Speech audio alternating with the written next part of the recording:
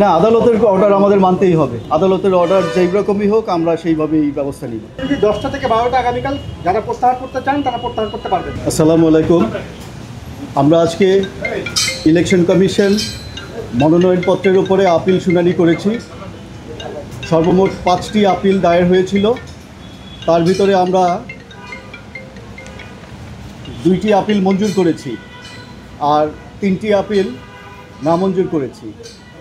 আমাদের returning officer যে 3টা নমিনেশন পেপার বাতিল করেছিলেন সেই 3টা নমিনেশন পেপার থেকে আমরা 2টি নমিনেশন পেপার বৈধ বলে ঘোষণা করেছি আর একটি বাতিলই রয়ে গেছে, কারণ সেখানে প্রপোজার সেকেন্ডারের সিগনেচার নিয়ে ডিসপিউট ছিল। যে প্রার্থী ওনাদের প্রপোজার সেকেন্ডারকে আনতে পারেননি, এই কারণে আমরা ওটা বাতিল করে দিয়েছি।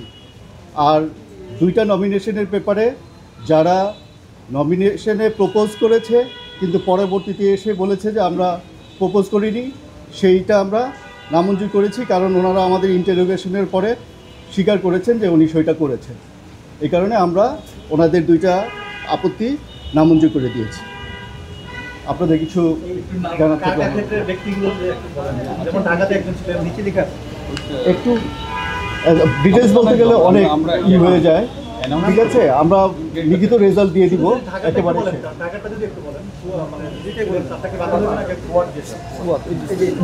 ফুয়াদেরটা মঞ্জুর হয়েছে। এস এম আবদুল্লাহ আল ফুয়াদ রেদওয়ান, ওনারটা মঞ্জুর হয়েছে, কারণ উনি যে প্রপোজার সেকেন্ডার এনেছিলেন, যদিও ওখানে উনি 2 রকমের সই করেছে, কিন্তু আমরা ওনার সই যাচাই করেছি, নিজের সই নিয়েছি সাদা কাগজের উপরে। আমরা সন্তুষ্ট হয়েছি যে 2টা সই ওনার, উনি ফিজিক্যালি এসেছেন, ওনার সই প্রমাণ করে গেছেন, এই জন্য ওইটা আমরা বৈধ ঘোষণা করেছি। 4 নম্বরটা বলুন। আর 4 নম্বরটা হচ্ছে হাসিবুল আলম রাজশাহীর, ওনারটা আমরা মঞ্জুর করেছি, কারণ ওখানেও আমরা সিগনেচারের বৈধতা পেয়েছি। উনিও 2টা সিগনেচার ব্যবহার করতেন, সেই কারণে আমরা অ্যালাউ করেছি। তবে ওনাদেরকে রিকোয়েস্ট করেছি কখনোই আপনারা 2টা সিগনেচার ব্যবহার করবেন না। নর্মালি যেটা এনআইডিতে থাকে ওই সিগনেচারটা ব্যবহার করাই উত্তম।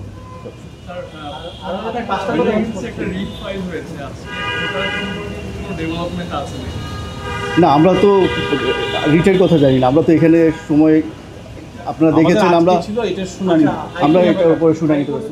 15টা ক্লাবকে বাতিল, মানে কাউন্সিলরশিপ বাতিল করেছে, তো সেক্ষেত্রে ওইখানে তো 2জন প্রার্থী আছে, মানে ওই 15 জনের মধ্যে ওই 2জন প্রার্থীর ব্যাপারে ডিসিশনটা কি? ওইটা আমরা আপনাদের কাছে যখন আসবে তারপর প্রসিডিউরটা কি হবে?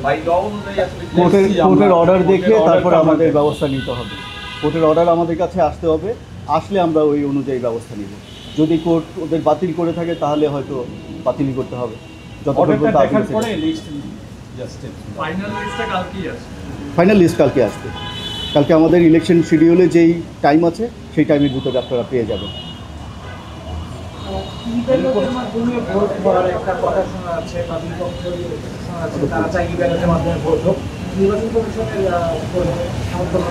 জি, আমরা এটা বলে দিয়েছি আমাদের ইলেকশন শিডিউলে, দেখবেন আমরা একেবারে একটা ক্লজ দিয়েছি যে আমরা ব্যালট পেপার দিয়ে দিব, বিসিবির ওয়েবসাইটে দিব। ওনারা যেখানে থাকবে সেখান থেকে ব্যালট পেপার নামিয়ে ওনারা সই করে স্ক্যান করে আমাদের একটা ইমেল ক্রিয়েট করেছি আমরা, নতুন এই ইলেকশন কমিশন গঠন হওয়ার পরে সেই ইমেইলে ওনারা পাঠাবেন। পাঠালে আমরা সেগুলি তার নির্ধারিত যে মেইলটা আছে সেটা থেকে পাঠাবেন। হ্যাঁ 100%, কারণ হচ্ছে আমাদের ইমেলে কারো এন্ট্রি নাই। ইভেন আমরা যেই ইলেকশন কমিশন করেছি সেখানে একজনই শুধু জানেন এটা, আর কেউ পাসওয়ার্ডটাও জানি না আমরা। আমরা যদি সবার যখন দরকার হবে তখন আমরা সবাই ওগুলো শেয়ার করবো। বাট আমাদের ভোটারের রেজিস্টার্ড ইমেল থেকে ইমেলটা আসলেই শুধু আমরা ওটাকে গ্রহণ করব, অন্য কোনো ইমেল থেকে আসলে আমরা গ্রহণ করব না।